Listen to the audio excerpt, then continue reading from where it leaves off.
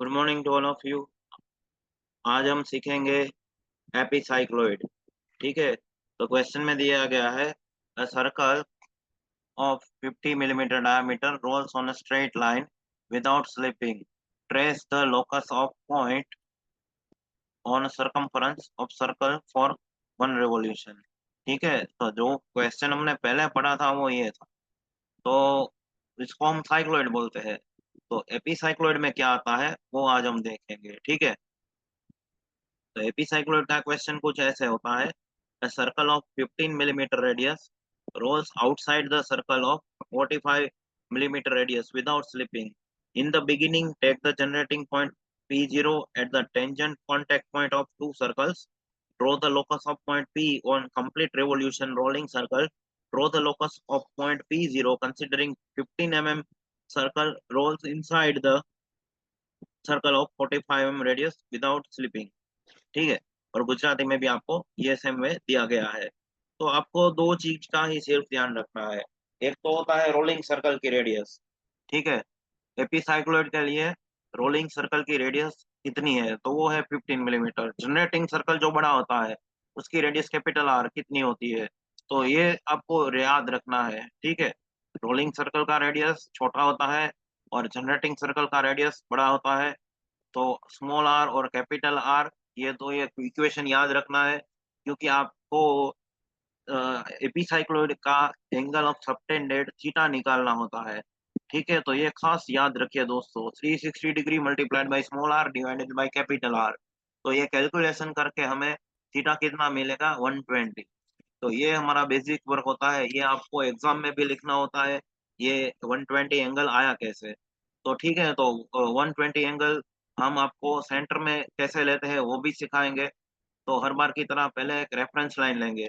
ठीक है, पेज का रेफरेंस है वो लेंगे। तो बेस से हमने एक पॉइंट मार्क किया है, वो मार्किंग अभी कर देते हैं, जो कि 7 पे किया है। तो थोड़े दूरी पर दूसरा पॉइंट मार्क करेंगे जो भी बॉटम से 7 की ओर होगा। ठीक है, तो ये हमारा एक स्ट्रेट लाइन रेफरेंस लाइन तैयार हो चुका है। उसमें कहीं पे भी आप एक सेंटर ले सकते हैं और दोनों साइड 30 डिग्री छोड़ देंगे। ठीक है, दोनों साइड 30 डिग्री छोड़ देंगे, क्योंकि हमारा एंगल बीच में बनता है। तो 30 40 आपको एडवांस में ही सारे डिग्रीज 10 10 डिग्री का मेजरमेंट लेना है, क्योंकि 120 एंगल का 12 पार्ट करेंगे तो एक एक पार्ट कितने का आएगा, 120 डिवाइडेड बाई 10 होके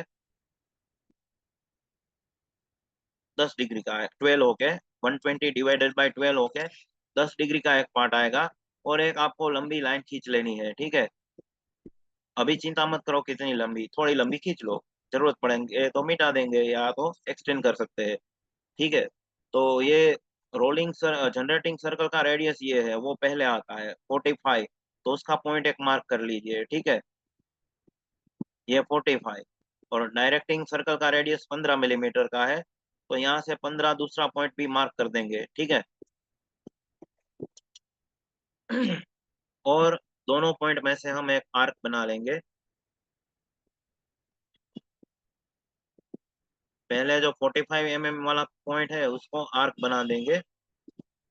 तो अभी वो जो 30 डिग्री का मार्किंग है वहां पे अटकेगा। ठीक है, क्योंकि राइट साइड हमने 30 डिग्री लेफ्ट कर दिया है ताकि हमारा एपीसाइक्लोइड बिल्कुल सेंटर में बने।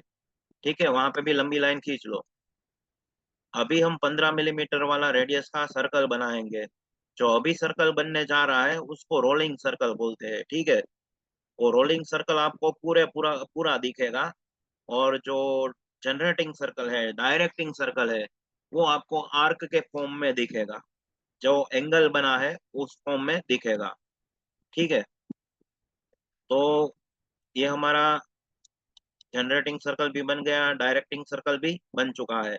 अभी जो सेंटर है सर्कल का, रोलिंग सर्कल का, वो भी आप पहले आर्क लगा दो पूरा पूरा 120 डिग्री तक। ठीक है, शुरू से लेके एंड तक, वो काम में आने वाला है। फिर ये जो 10 10 डिग्री के हमने पहले से मार्किंग करके रखे हैं, उसको ये सेंटर वाली आर्क पे टर्मिनेट कर दो। ठीक है, अभी 10 10 डिग्री को ठीक ऐसे ही कंस्ट्रक्शन कीजिए। जो एंगल है वो 120 है, 120 को हमने 12 से डिवाइड किया तो एक पार्ट बन गया, वो हो गया 10 डिग्री का। ठीक है, जिससे एपीसाइक्लॉइड बनेगा।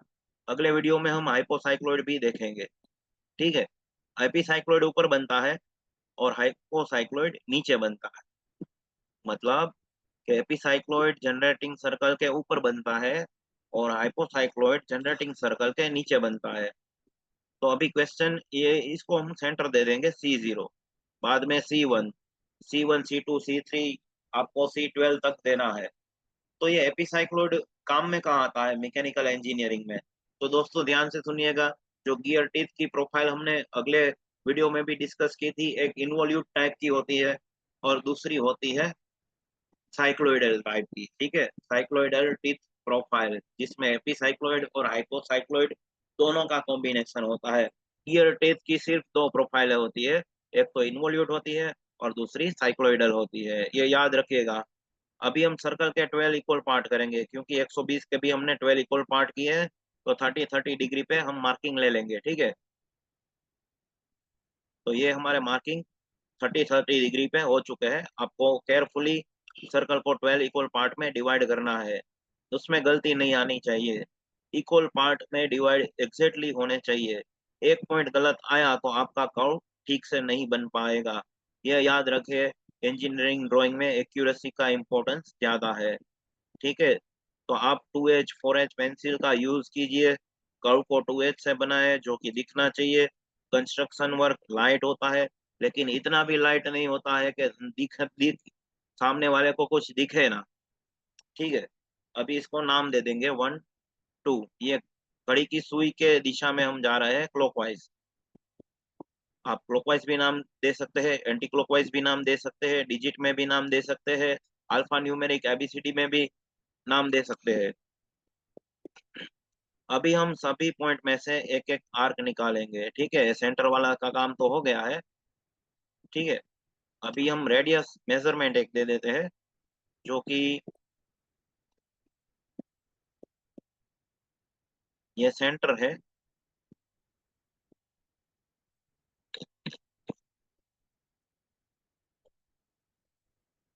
तो ये रेडियस आएगी 60, मैंने गलती से 45 दे दिया है, आपको करेक्ट कर लेना है। ठीक है, 45 की जगह आपको 60 लिख लेना है। ठीक है, तो बड़े बड़े देशों में छोटी छोटी बातें होती रहती है, ठीक वैसे ही इधर एक गलती है मेरी भी। और ये सर्कल जहाँ स्मॉल आर है वो 15 है। ठीक है,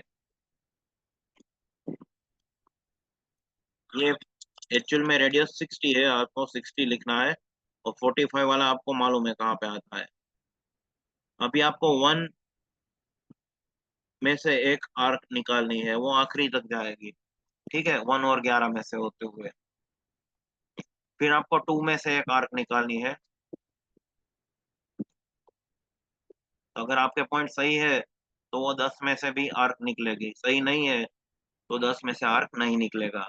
फिर 3 में से निकालनी है, जो कि 9 में से पास होगी, जो सेंटर के थोड़े अपर भाग में आएगी। फिर 4 में से एक आर्क निकालनी है। फिर 5 में से एक आर्क निकालनी है।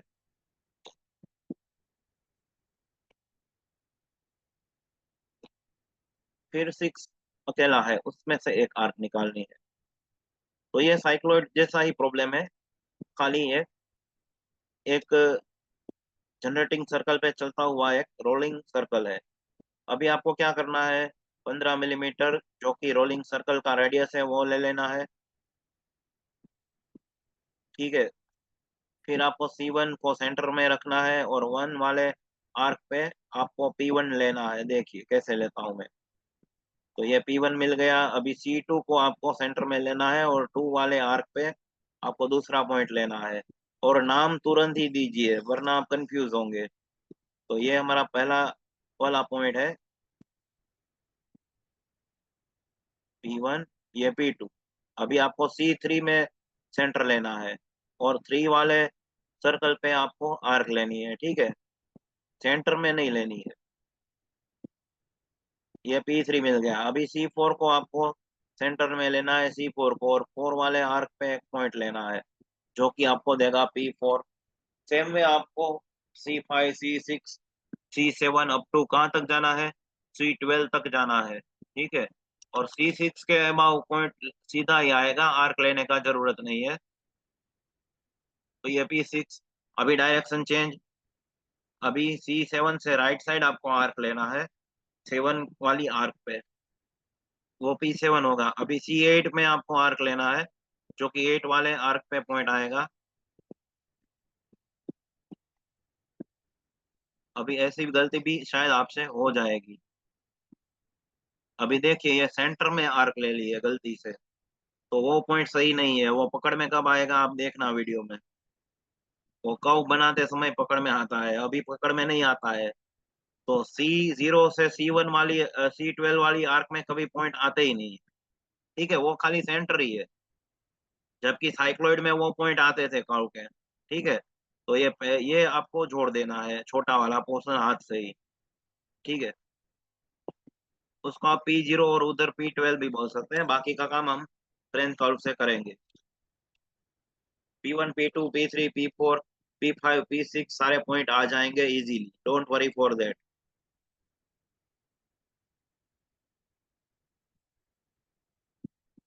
थोड़ा धीरज धर के आपको एडजस्ट करना है मामूली सा, ठीक है। दूसरी साइड भी लेके आप देख सकते हो।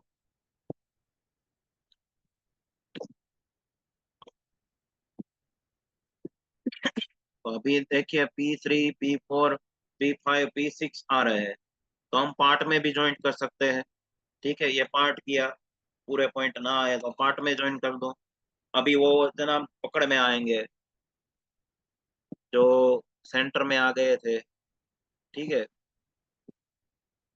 P10 पकड़ में आएगा थोड़ी देर में दोस्तों।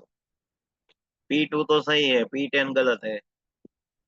अभी इसको ऐसे जोड़ दो, और यहाँ पे देखिए वो P10 दूर चला गया है, पता चला, ये गलत पॉइंट है क्योंकि वो सेंटर पे आ गया है। C1, C2, C3, C4, C5, C6 वाले आर्क में आ गया है, ठीक है। तो उसको हम करेक्ट करना पड़ेगा, वापिस C10 को सेंटर में लेना पड़ेगा, C10 आपको ढूंढना पड़ेगा, C10 आपको कंफर्म भी करना पड़ेगा सेंटर वाली लाइन कौन सी है, और उसके मुताबिक C10 से आपको 10 वाली आर्क में, ये देखो C वाला पॉइंट, तो C10, ये C10 मिला, और ये 10 नंबर वाले आर्क पे आपको पॉइंट मिलेगा, ठीक है। ये जाके तब सही होगा। ये नीचे आ रहा है पॉइंट एक्चुअल में, देखिए। तो अभी आपको एरर ऐसी भी हो सकती है, इसीलिए ये पॉइंट गलत दिखाया और ये पॉइंट अब सही जाके हुआ P10, ठीक है। तो आप समझ जाओ, कर्व में अगर पॉइंट दूर चला जाता है, ऑफसेट हो जाता है, तो वो कर्व का पॉइंट नहीं है, ठीक है। बाकी ज्यादातर आपके पॉइंट फ्रेंच कर्व में आ ही जाते हैं। तो ये हमारा बन गया है एपिसाइक्लॉइड दोस्तों। तो ये आप देख सकते हैं हमारी सीट नंबर 4 का प्रॉब्लम नंबर